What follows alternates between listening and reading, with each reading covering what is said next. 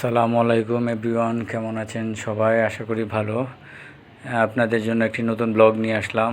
তো ভিডিওতে দেখতেই পাচ্ছেন আমি এখন আছি যমুনা ফিউচার পার্কের যমুনা ফিউচার ওয়ার্ল্ডে টপ ফ্লোরে আর কি, যেটা 7 তলায় অবস্থিত।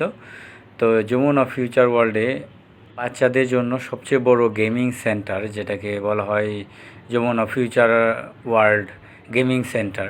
এখানে সব ধরনের গেমিং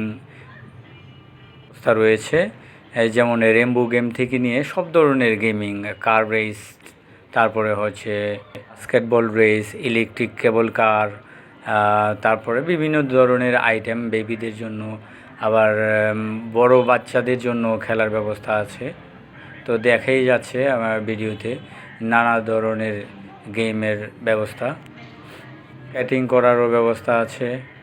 বেশিরভাগই স্পিড রাইডিং গেম এখানে, কার, তারপরে বাইক রেস, বুট রেস, বিভিন্ন ধরনের রেস এখানে আছে। চাইলে ছোট বাচ্চা থেকে শুরু করে বড় বড় ছেলে, যে 12 থেকে 14 বছর, 18 বছরের বাচ্চারাও এখানে এসে খেলাধুলা করে।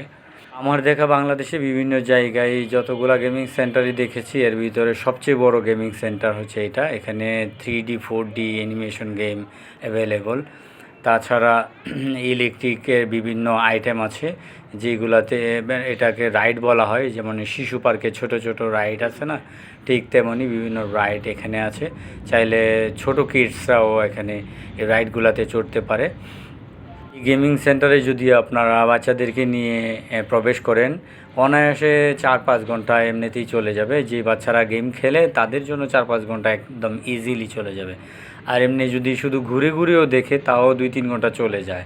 তা মাঝে মাঝে আমি আমার বাচ্চাদেরকে নিয়ে এখানে আসি, আসলে খুব সুন্দর একটা সময় পার হয়। আপনাদের যাদের ছোট বাচ্চা আছে বা মাঝারি বাচ্চা, যেমন 3 বছর থেকে 18 বছর পর্যন্ত ছেলে মেয়েদেরকে এখানে নিয়ে আসতে পারেন। আসলে আপনারা জানেন ঢাকা শহরে খেলাধুলা তেমন কোনো ফ্যাসিলিটিস নেই, সেই জন্য আসলে এখানে আসলে আমি মনে করি ভালো রিফ্রেশমেন্ট হয়। আজকে বাচ্চাদের জন্য বেস্ট একটা প্লেস আমি আমার মতে মনে করি আর কি। সেই সাথে আপনারা চাইলে একসাথে শপিংও করে গেলেন। আপনাদের ডে অফে যদি চলে আসেন বা উইকেন্ডে চলে আসলেন, আপনারা অনায়াসে 4-5 ঘন্টা এখানে বাচ্চাদেরকে বিনোদন দিতে পারলেন।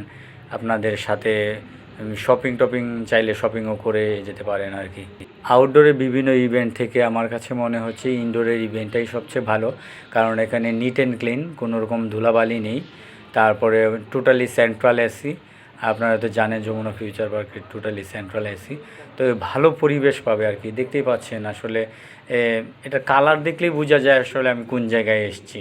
তাছাড়া বড় বড় বেবিদের জন্য ঢাকার বাইরে যেমন ফ্যান্টাসি কিংডম, নন্দন পার্ক বা হলিডে ড্রিম পার্ক, ওইগুলাতে যেতে পারে। বাট আপনারা জানেন ওইগুলাতে গেলে আপনার আসা যাওয়ার বিভিন্ন রকম টাইম টাইম কিল হয়। সেই জন্য আমার মতে ঢাকা শহরে যারা শহরের ভিতরে আছেন, তাদের জন্য বেস্ট প্লেস হচ্ছে এই ইনডোর যমুনা ফিউচার ওয়ার্ল্ড। আমি রাফলি এখানে কাউন্ট করেছিলাম অ্যারাউন্ড 2 থেকে 250-র মতো ইভেন্ট আছে এখানে। তো বুঝতেই পাচ্ছেন কতগুলো ইভেন্ট। আপনি যদি সবগুলা ইভেন্টে রাইড শেয়ার করেন, তাহলে 5-6 ঘন্টার নিচে এগুলা শেষ করতে পারবেন না আর কি। আমি যতটুকু বুঝতে পারলাম, 2 মিনিট, 3 মিনিট, 5 মিনিট করে। আমার ভিডিওটি যদি ভালো লাগে প্লিজ বেশি বেশি করে শেয়ার করবেন। ধন্যবাদ।